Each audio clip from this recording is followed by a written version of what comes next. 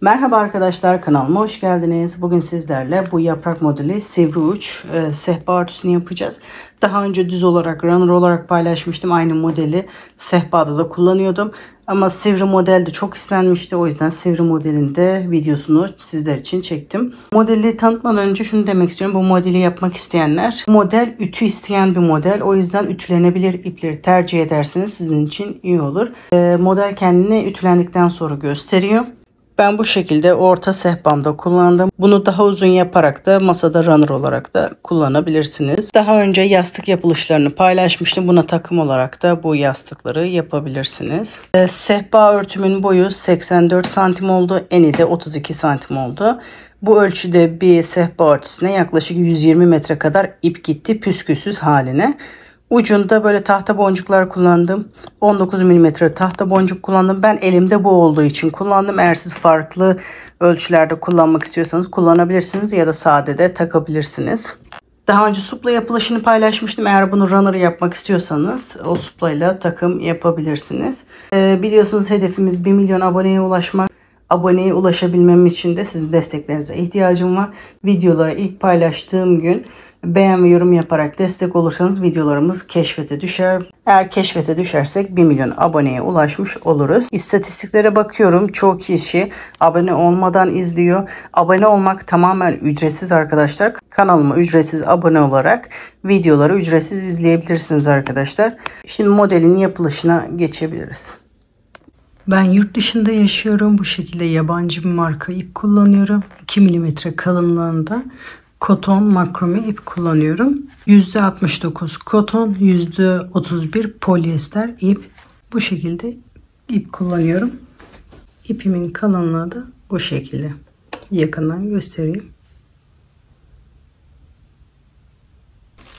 İpin arkasında 2 ile 4 milimetre tığ kullanabilirsiniz diyor. Ben 4 milimetre tığ kullanacağım. Modele zincir çekerek başlıyorum.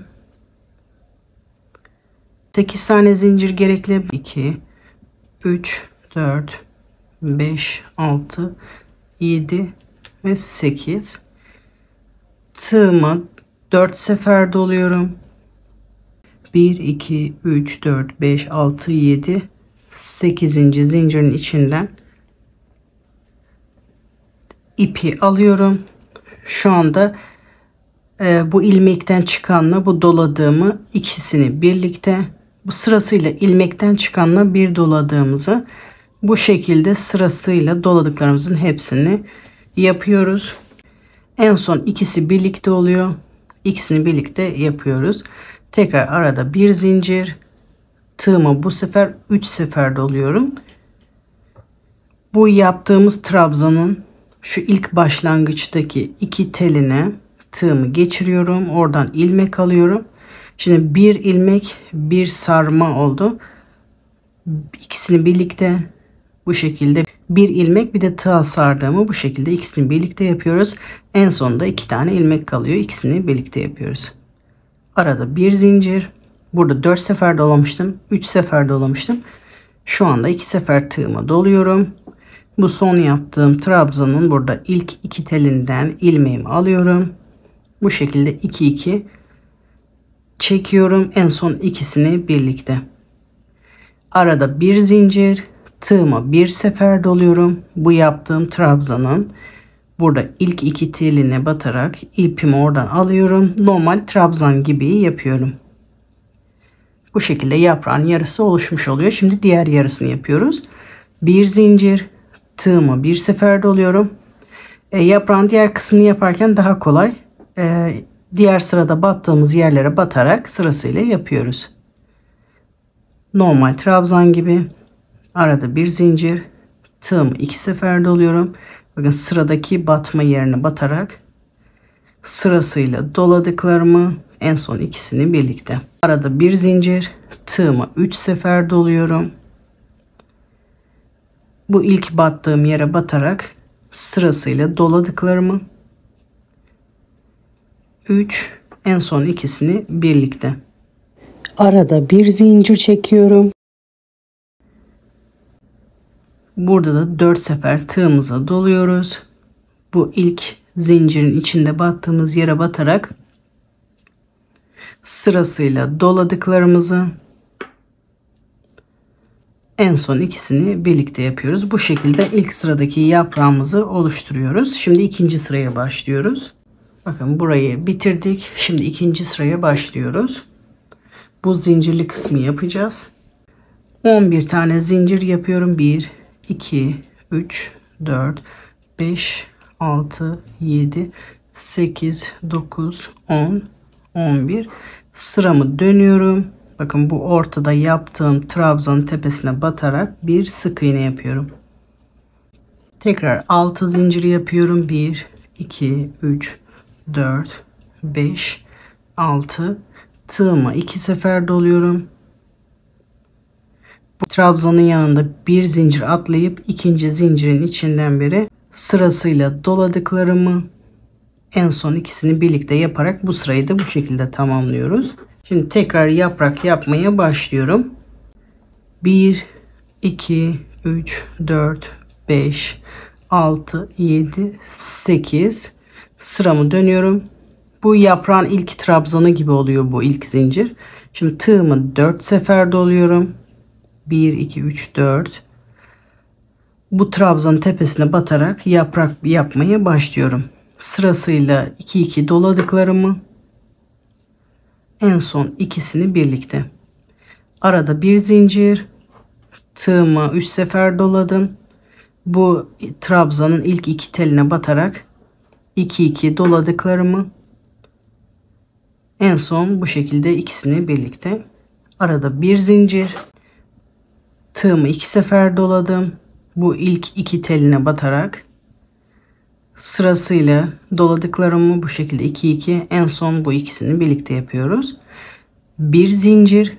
Tığımı bir sefer doluyorum. Bu trabzanın ilk iki teline batarak normal trabzan gibi yapıyorum. Bu şekilde yaprağımızın yarısı oluşmuş oluyor.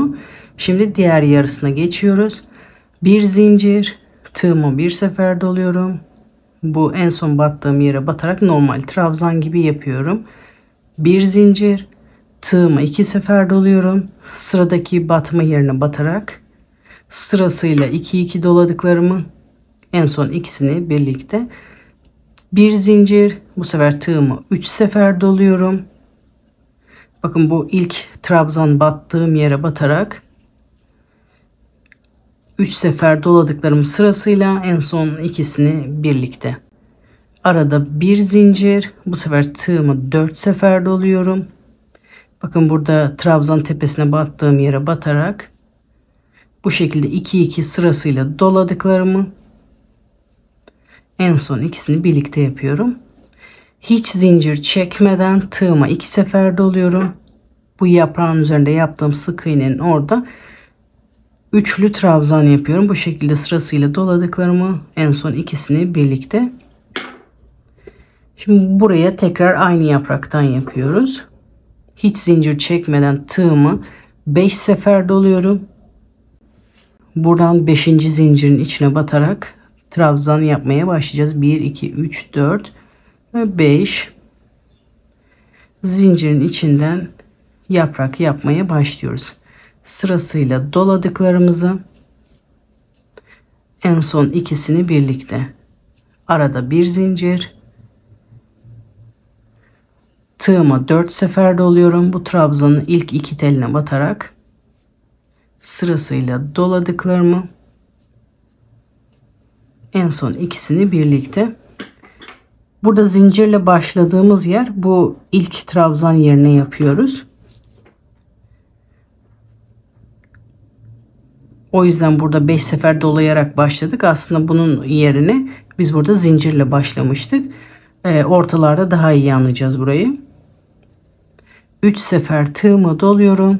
Trabzanın ilk iki teline batarak sırasıyla doladıklarımı, en son ikisini birlikte. Bir zincir. Tığımı 2 sefer doluyorum. Bu trabzanın ilk iki teline batarak sırasıyla doladıklarımı, en son ikisini birlikte. Arada bir zincir. Tığıma bir sefer doluyorum. Trabzanın ilk iki teline batarak bir trabzan yapıyorum. Yaprağın yarısını bu şekilde oluşturmuş oluyoruz. Bir zincir. tığımı bir sefer doluyorum.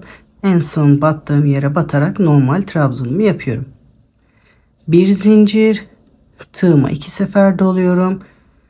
Sıradaki batma yerine batarak sırasıyla doladıklarımı en son ikisini birlikte.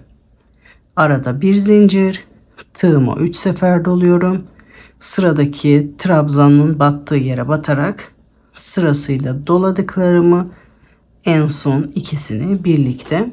Şimdi son dalını yapıyoruz. Bir zincir, tığımı 4 sefer doluyorum. Bu ilk battığım trabzanın ilk iki teline batarak bu şekilde sırasıyla doladıklarımı en son ikisini birlikte yapıyoruz. Şimdi yeni sıraya başlıyoruz.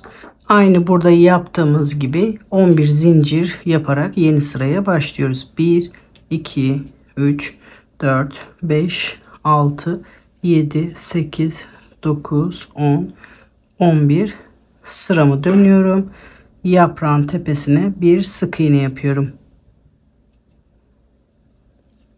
Arada 6 zincir.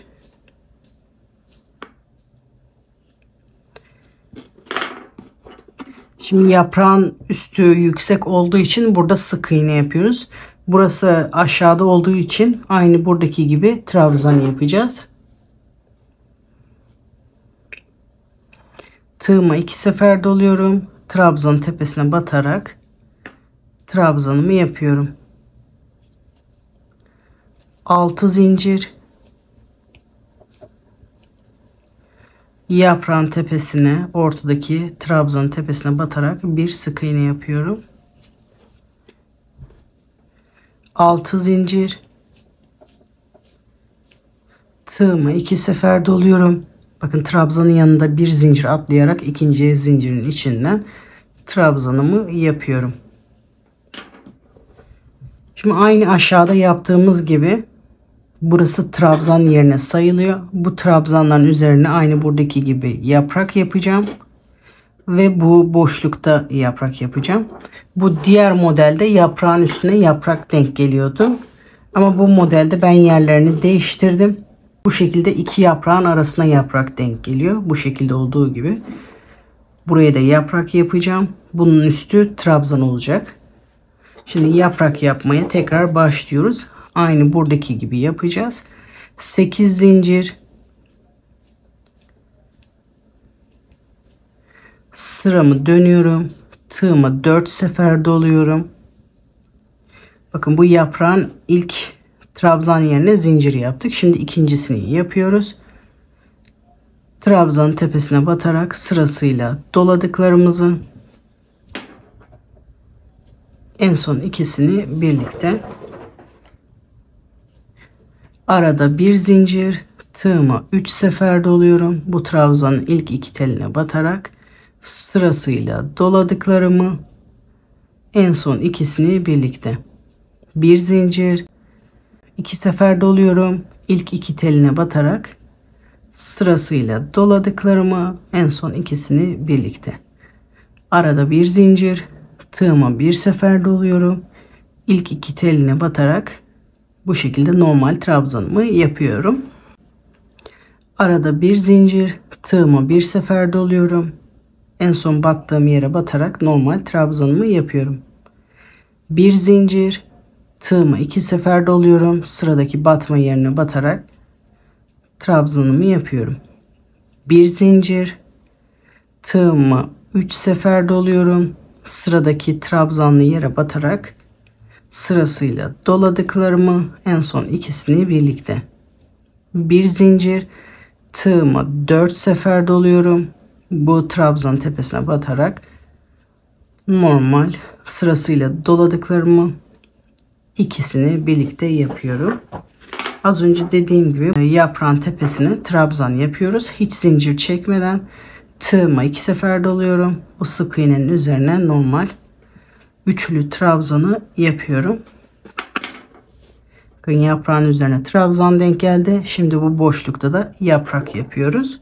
Hiç zincir çekmeden tığıma 5 sefer doluyorum. Bu trabzanın üzerinde yaprak yapmaya başlıyorum. Şimdi burada biraz daha hızlı gideceğim. Çünkü yaprak yapılışını tekrar yavaş anlatmama gerek yok. 4 sefer doluyorum. Sırasıyla doladıklarımı. Bir zincir, 3 sefer tığımı doluyorum. Trabzanın ilk iki teline batarak sırasıyla doladıklarımı, en son ikisini birlikte 2 sefer doluyorum. İlk iki teline batarak sırasıyla doladıklarımı, en son ikisini birlikte, en son bir zincir, tığıma bir sefer doluyorum. İlk iki teline batarak normal trabzanımı yapıyorum. Bu şekilde yarısını yaptık. Bir zincir, tığıma bir sefer doluyorum. En son battığım yerde trabzanımı yapıyorum. Bir zincir, 2 sefer doluyoruz. Sıradaki batma yerinde trabzanımızı yapıyoruz. Bir zincir, 3 sefer doluyoruz. Sıradaki batma yerine batıyoruz. Trabzanımızı yapıyoruz. Bir zincir, 4 sefer doluyoruz. Sıradaki trabzan yerine batarak trabzanımızı yapıyoruz. Bu yaprak işlemi de bitti. Şimdi bunun üzerine aynı buradaki gibi trabzan yapıyoruz. 2 sefer doluyorum. Trabzanın tepesinde bir üçlü trabzan yapıyorum. Şimdi buraya da aynı şekilde yaprak yapıyoruz. Burada yaptığımız gibi hiç zincir çekmeden tığımı 5 sefer doluyorum. Buradan 5. 1 2 3 4 5 5. zincirin içinde yaprak yapmaya başlıyoruz.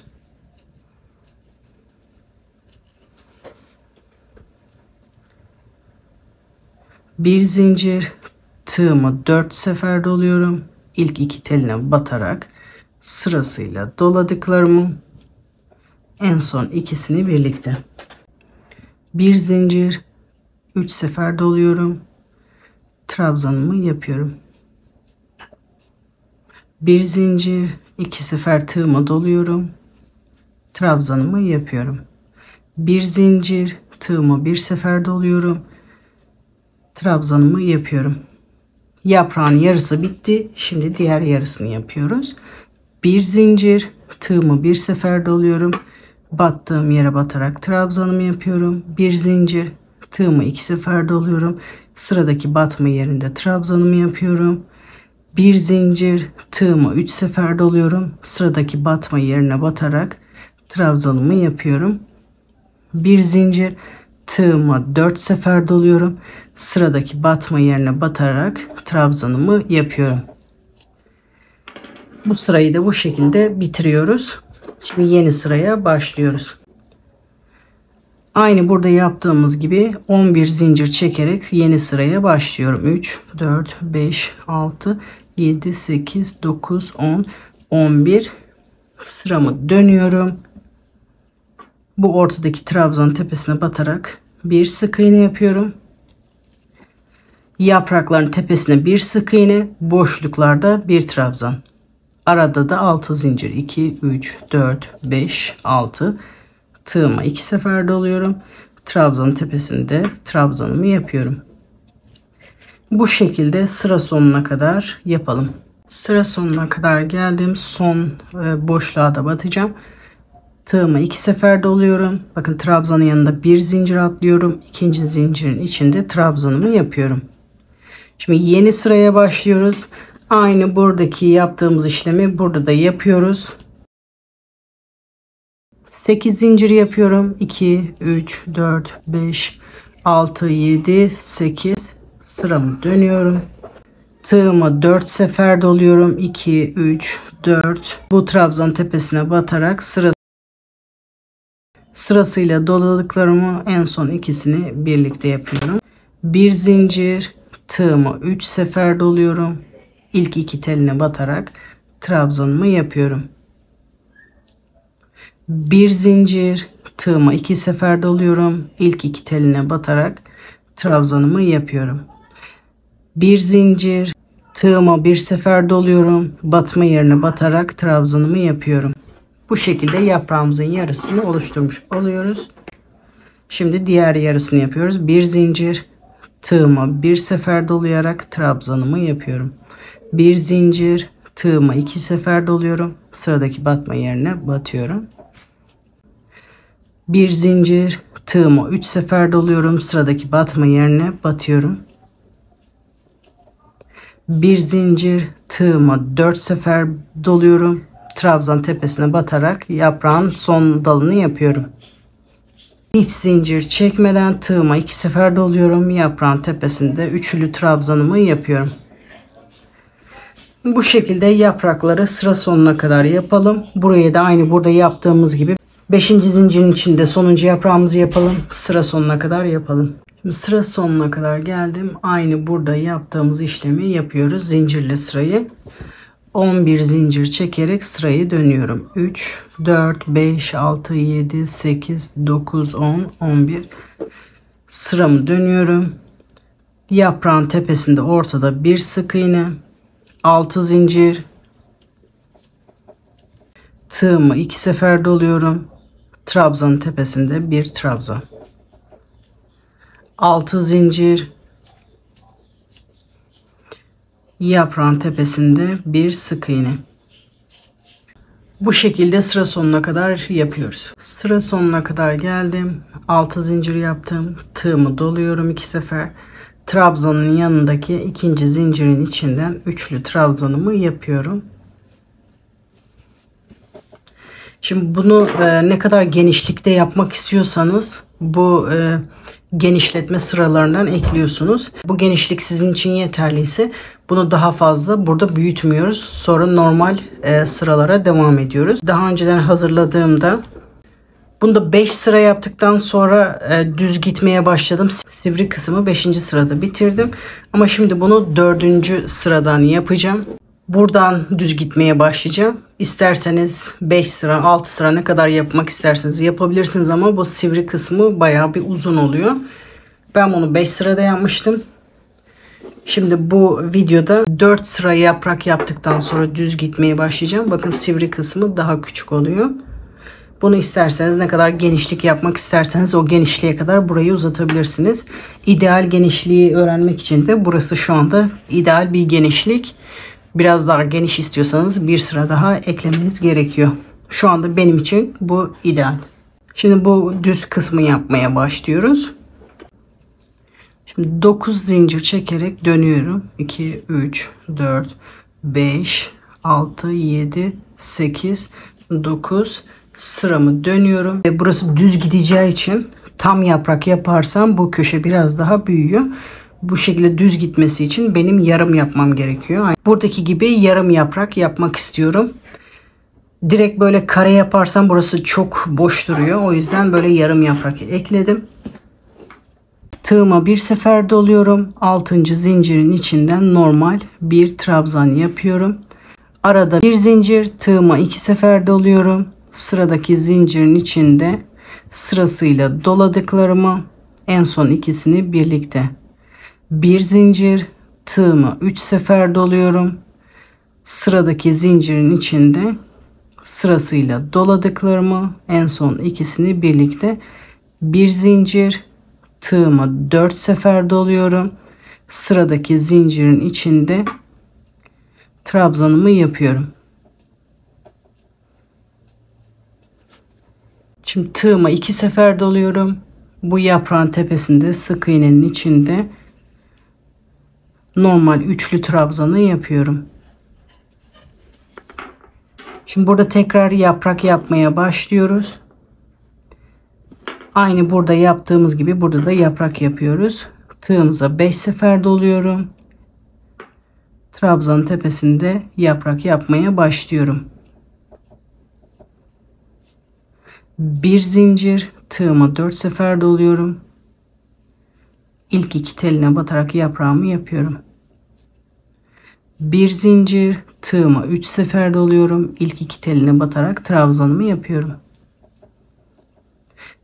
Bir zincir, 2 sefer tığımı dolayarak ilk iki teline batarak trabzanımı yapıyorum. Bir zincir, tığımı bir sefer doluyorum.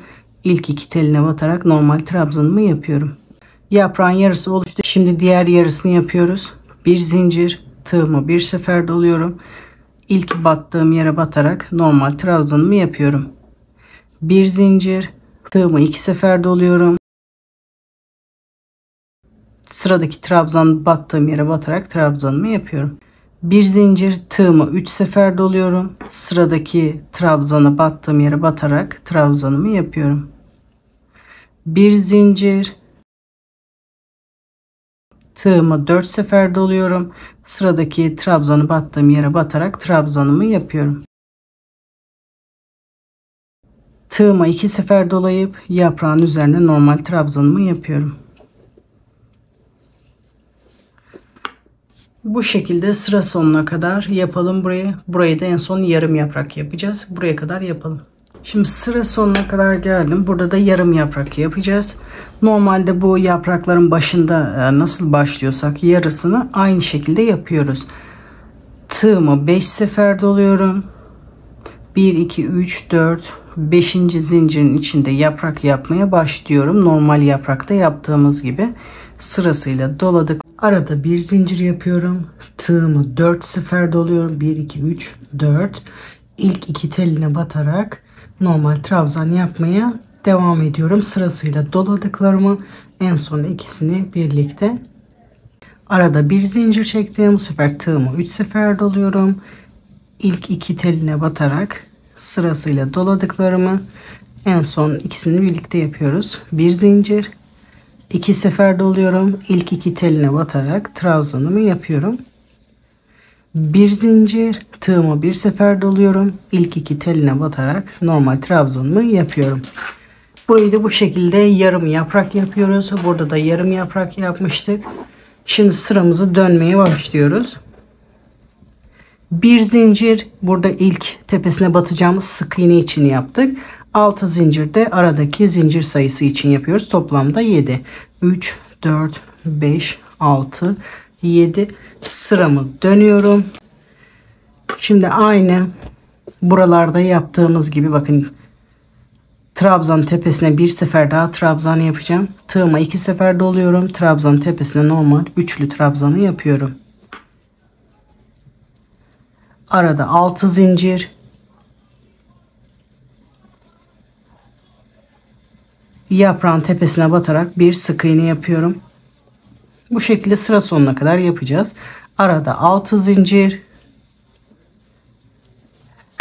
Bakın burası tepe olan yerde sık iğne, boşluk aşağıda olan yere de trabzan. Tığıma 2 sefer doluyorum. Trabzanın tepesine trabzan yapıyorum. Ve bu şekilde sıra sonuna kadar yapalım. Sıra sonuna kadar geldim. Sonuncu yere batacağım. Arada 6 zincir. 1, 2, 3. zincirin içinden bir sık iğne yapıyorum.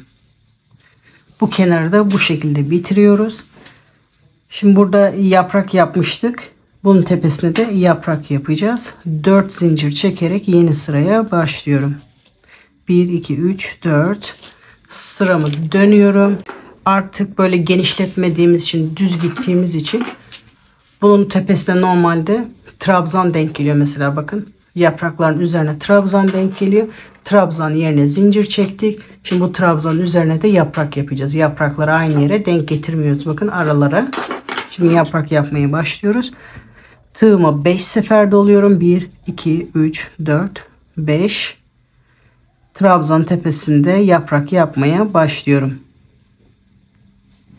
Sırasıyla doladıklarımı en son ikisini birlikte bir zincir. Bu sefer 4 sefer doluyorum. İlk 2 teline batarak sırasıyla trabzanı yapıyorum. Başlangıç kısmında yaprak kısmını detaylıca anlattım. Videoyu uzatmamak için buralarda sadece hızlı bir sefer göstereceğim. Ondan sonra göstermeyeceğim.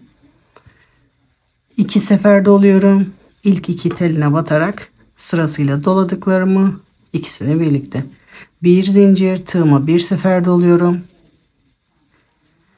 Trabzanımı yapıyorum. Yaprağın diğer yarısına geçiyoruz. Tığıma 1 sefer doluyorum. 2 teline birden batarak bir trabzanı yapıyorum. Bir zincir, tığıma 2 sefer doluyorum. Sıradaki batma yerine batarak sırasıyla yapıyoruz. Bir zincir, tığıma 3 sefer doluyorum. Sırasıyla batma yerlerine batarak yapıyoruz. Bir zincir, tığıma 4 sefer doluyorum. İlk battığım yere batarak sırasıyla doladıklarımı, en son ikisini birlikte. Şimdi ara trabzanı yapıyoruz. Tığıma 2 sefer doluyorum. Yaprağın üzerine, bakın yaprağın üzerine trabzan yapıyoruz.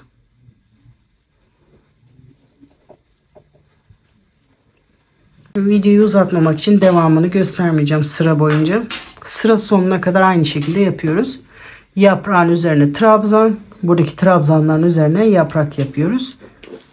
Bu şekilde sıra sonuna kadar yapalım. Bunun üzerine de yaprak yapıyoruz. Sonra kenarda trabzan yaparak sırayı bitiriyoruz. Bu şekilde sıra sonuna kadar yapalım. Sıra sonuna kadar geldim. Tığımı 2 sefer doluyorum. Bakın yaprak yaptım ya, sonra trabzan yapacağım. Burada ilk zinciri sık iğne yerine çekmiştik. Sık iğne yerine çektiğimiz zincirin içinden biri trabzanı yapıyorum. Şimdi aynı bu sırayı tekrar ediyoruz. 11 zincir,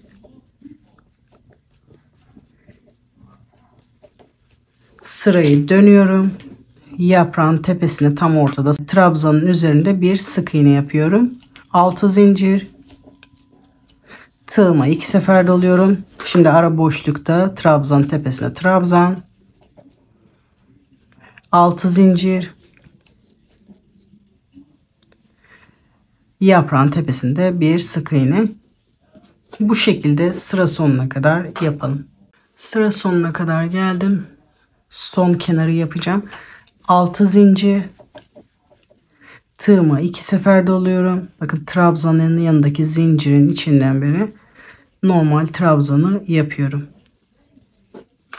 Şu anda biz burayı yaptık. Yeni sırada böyle yarım yaprak yapacağız. Bir sırası böyle yarım yaprakla başlayacak. Bir sırası bu şekilde bütün olarak başlayacak. 9 zincir çekerek yeni sıraya başlıyorum. 6, 7, 8, 9 sıramı dönüyorum. Ve buradaki yarım yaprağı yapmaya başlıyorum. Tığıma bir sefer doluyorum. 1, 2, 3, 4, 5, 6. 6. zincirin içinden normal bir trabzan yapıyorum. Arada bir zincir. Tığıma 2 sefer doluyorum. Sıradaki zincire batarak. Sırasıyla doladıklarımı en son ikisini birlikte. Bir zincir. Bu sefer 3 sefer doluyorum. Sıradaki zincirin içinden beri trabzanlarımı yapıyorum. Arada bir zincir. Bu sefer 4 sefer doluyorum.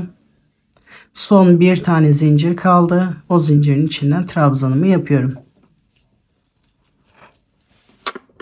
Buradaki gibi yarım yaprağımızı yaptık. Şimdi trabzan yapıyoruz. Hiç zincir çekmeden tığıma 2 sefer doluyorum. Bu yaprağın üzerine yaptığımız sık iğnenin üzerinde bir üçlü trabzan yapıyoruz. Bu şekilde buradan sonrasını aynı şekilde sıra sonuna kadar yapıyoruz. Bunu tekrar göstermeme gerek yok. Hep bu 4 sırayı tekrar ederek yapmak istediğimiz uzunluğa kadar yapıyoruz. Ondan sonra sivri kısma geçiyoruz. Eğer bu anlatım sizin için yeterli değilse videoyu biraz daha geri alarak bu yarım yaprağa başladığım yerden beri tekrar izlemeye devam edebilirsiniz. Ben burayı tekrar bu kısmı 4 sıra daha anlatırsam video çok uzun olacak. Videoyu uzun tutmamak için bu şekilde burada anlatımı kesiyorum. Şimdi bunu yapmak istediğimiz uzunluğa kadar yapalım. Sonra sivri kısma geçelim.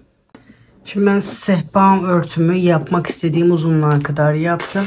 Bakın genişlemeye bu sıradan başlamıştık. Buradan sonrası düz gidiyor. Yani tam yapraklı olan yerde başlamıştım bakın.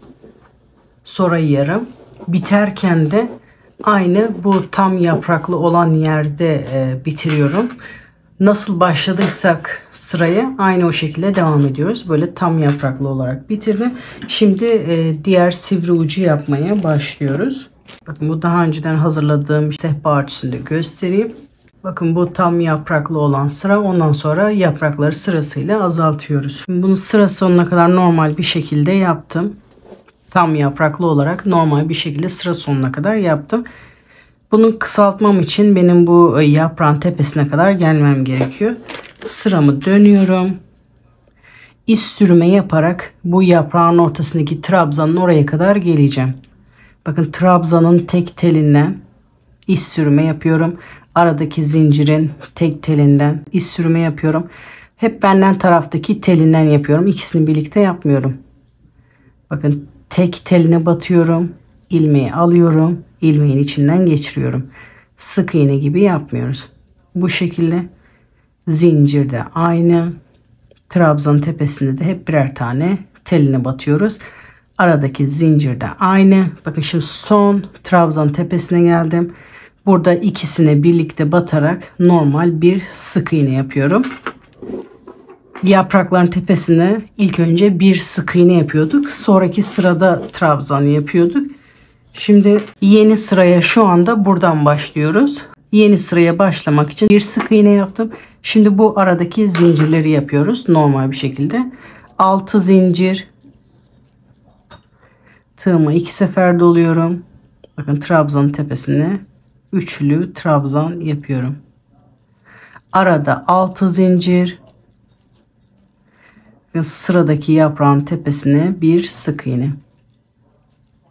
Sadece kenarda ona dikkat ediyoruz. Ortada diğer sıralarda yaptığımız gibi yapıp bu yaprağın tepesine kadar yapıyoruz. Şimdi sıra sonuna kadar geldim. Yeni sıraya başlıyorum. Bu sivri kısımlarda hiç yarım yaprak olmuyor. Başlangıçta da aynı şekilde hep böyle tam yaprak yaptık. Şimdi burada keserken de aynı şekilde olacak. 4 zincir. Sıramı dönüyorum. Bu 4 zincir yaprağın tepesindeki trabzan yerine yaptım. Şimdi bu aradaki trabzanın üzerine de yaprak yapmaya başlıyorum. Tığımı 5 sefer doluyorum. Trabzanın tepesinde yaprak yapmaya başlıyorum. Bir zincir. Tığımı 4 sefer doluyorum. Sırasıyla doladıklarımı en son ikisini birlikte. Bir zincir. Tığıma 3 sefer doluyorum. İlk iki teline batarak trabzanımı yapıyorum. Yaprak aynı diğer taraflarda yaptığımız gibi tığıma 2 sefer doluyorum. İlk iki teline batarak trabzanımı yapıyorum. Bir zincir. İlk iki teline batarak trabzanımı yapıyorum. Bu şekilde yarısını oluşturmuş olduk. Aynı diğer yapraklarda yaptığımız gibi devam ediyoruz. Bu şekilde bu trabzan tepesine kadar yaprak yapıyoruz. Yani burada 4 tane vardı. Her sırada bir tane yaprak azalacak aralara yaptığımız için 1, 2, 3 toplamda 3 yaprak yapıyoruz. Sıra sonuna kadar yapalım. Toplamda 3 yaprak yaptım. Sıra sonuna kadar geldim. Şimdi trabzanı yapıyorum. Tığıma 2 sefer doluyorum. Burada iz sürme yaptıktan sonra bu yaprağın tepesine sık iğne yapmıştık. Oraya batarak normal trabzanımı yapıyorum. Şimdi sıramı tekrar dönüyorum. Aynı burada yaptığımız gibi yaprağın tepesine kadar iz sürme yapacağım. Sıraya orada başlayacağız. Trabzanın arka telinden iz sürme, aradaki zincirden iz sürme, trabzanın tepesinden iz sürme. Bu şekilde yaprağın tepesine kadar iz sürme yapıyoruz.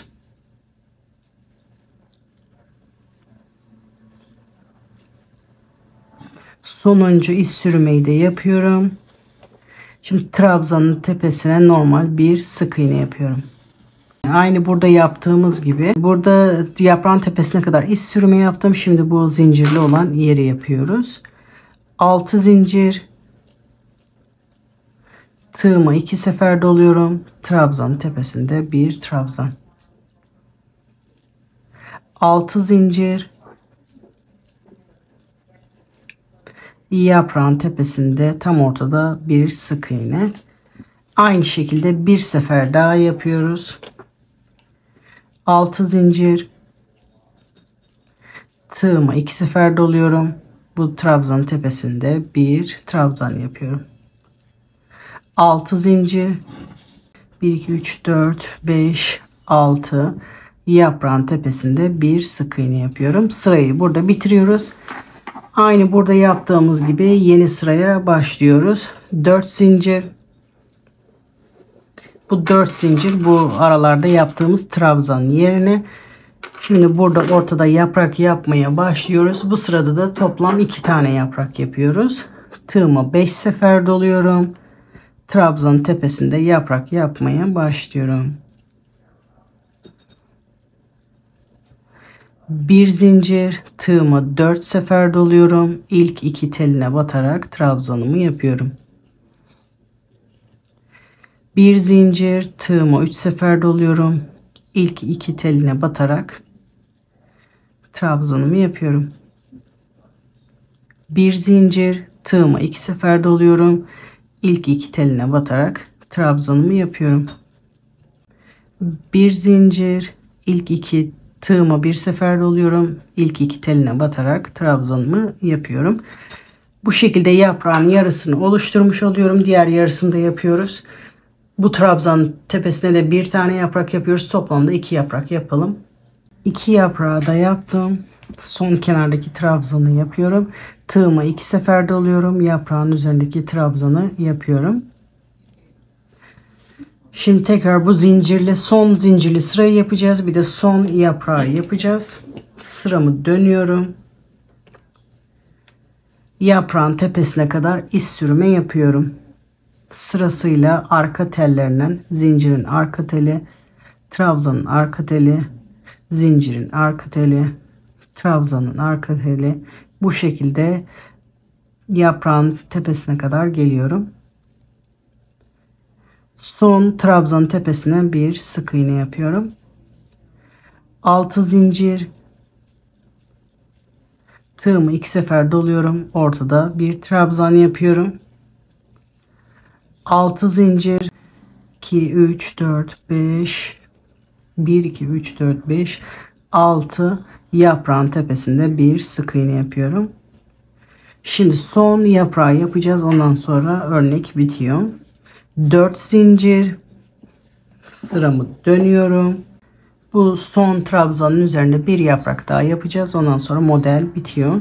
1 2 3 4 5 sırasıyla doladıklarımızı en son ikisini birlikte yapıyoruz. Bir zincir, tığımı 4 sefer doluyorum. Bu ilk 2 teline batarak sırasıyla trabzanlarımı yapıyorum. Arada bir zincir, tığımı 3 sefer doluyorum. Burada ilk 2 teline batarak sırasıyla doladıklarımı en son ikisini birlikte. Bir zincir, tığımı 2 sefer doluyorum. Sırasıyla doladıklarımı en son ikisini birlikte. Bir zincir, bir sefer doluyorum. İlk 2 teline batarak trabzanı yapıyorum. Şimdi yaprağın yarısı bitti. Diğer yarısına geçiyoruz. Bir zincir, tığımı 1 sefer doluyorum. En son battığım yerde trabzan yapıyorum. Bir zincir, tığımı 2 sefer doluyorum. İkinci battığım yere batarak trabzanımı yapıyorum. Bir zincir, tığımı 3 sefer doluyorum. Sıradaki batma yerine batarak trabzanımı yapıyorum. Arada bir zincir, tığımı 4 sefer doluyorum. İlk battığım yere batarak sonuncu dalı yapıyorum. Yaprak işlemi burada bitiyor. En son trabzanımı yapıyorum. Tığıma 2 sefer doluyorum.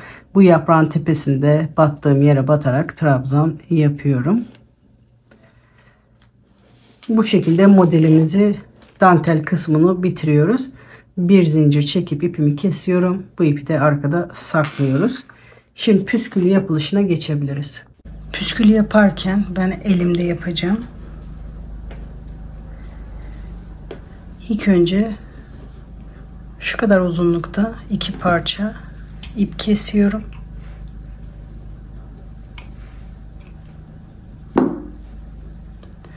İpin bir ucunu bu şekilde elimde tutuyorum. 15 defa sarıyorum. 1 2 3 4 5 6 7 8 9 10 11 12 13 14 ve 15. İpimi kesiyorum. Tek ipimi alıyorum. Sardığım ipin içinden geçiriyorum. 2 sefer düğüm atıyorum.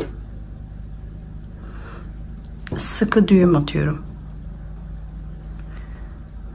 2 sefer sıkı düğüm atıyorum. Sonra diğer ipi alıyorum. Bir ucunu püskülümün boyunca böyle tutuyorum. Yaklaşık 2 santim kala parmağımı böyle sıkıca bastırıyorum. İpin diğer kalan kısmını püskülün etrafından sarmaya başlıyorum. Üst üste gelmeyecek şekilde, böyle yan yana gelecek şekilde sarıyorum. Bu şekilde 4 defa, dilerseniz 5 defa sarıyorum. Sonra ipin diğer ucuyla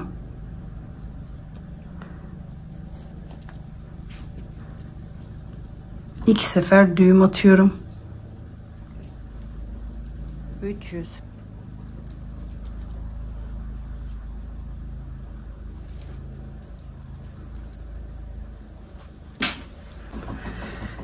iğne yardımıyla ya da tığ yardımıyla bu düğüm attığımız, bu sardığımız yerin arkasından beri ipimizi geçireceğiz. Sardığım düğümün arkasından beri tığımı geçiriyorum. İlk önce tek ipimi çekeyim. Bunu çektim. Sonra diğerini deniyorum.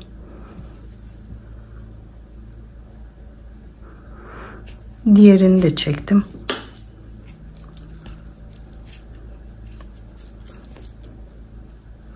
Sonra ikisini birlikte çekiyorum. Düğümü o tarafa çekmeye çalışıyorum.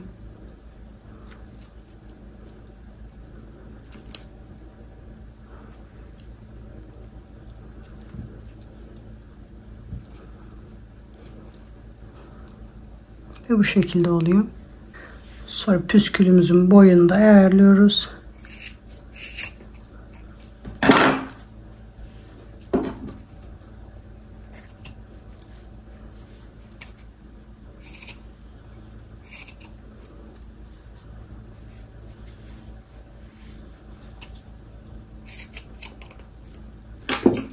Püskül tarifini verirken ben elimde 15 defa sararak göstermiştim. Püskülümün biraz büyük olmasını istediğim için bu sefer elimde 20 defa sardım. Bu şekilde daha büyük oldu. Buna isterseniz ahşap boncuk kullanabilirsiniz. İsterseniz direkt de bu yaprağın tepesine takabilirsiniz. Ben bu şekilde 19 milimetre ahşap boncuk kullanıyorum. Elimde bu olduğu için kullanıyorum. Eğer farklı numaralarda kullanmak istiyorsanız kullanabilirsiniz. Püskülün iplerini bu şekilde boncuğun içinden geçiriyorum ikisini. Püskülü de tam böyle yaprağın ucundaki trabzanın tepesinde püskülümü ekliyorum.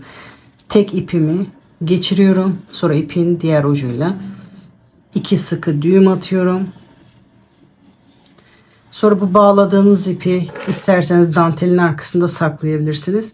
İsterseniz bu şekilde püskülün içine de çekebilirsiniz.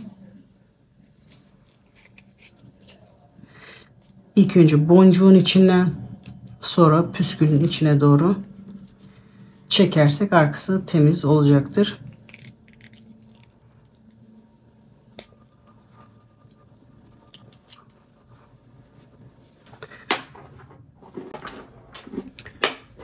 Aynı şekilde diğer tarafa da püskülümüzü takıyoruz.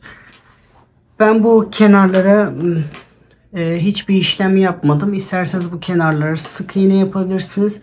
İsterseniz şu köşelerin daha iyi durmasını istiyorsanız böyle buradan buraya zincir çekerek de batabilirsiniz. Bu köşeleri de o şekilde yapabilirsiniz. Şu şekilde göstereyim. En son bu köşede bitirmiştik. Bu köşede batıyorum. Zincir çekerek buraya kadar kaç zincirle oluyorsa 1, 2, 3, 4, 5, 6, 7, 8 deniyorum. 8 şu anda biraz kasıyor. 10 zinciri deniyorum. 10 zincir çektim. Burada bu şekilde batabilirsiniz. Burada en trabzanın tepesine batarak bir sık iğne yapıyorum. Tekrar 10 zincir.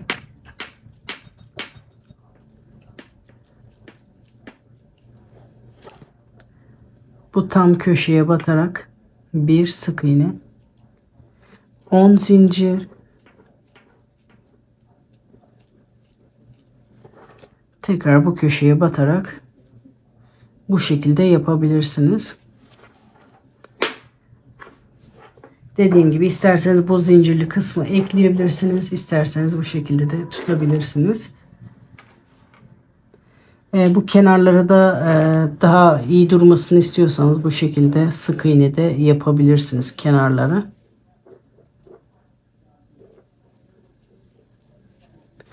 Ben şu anda yapmayacağım. Bu şekilde yapabilirsiniz. Şimdi benim ipim ütüye elverişli olduğu için örtümü tersten ütüleyip size bitmiş halini göstereceğim.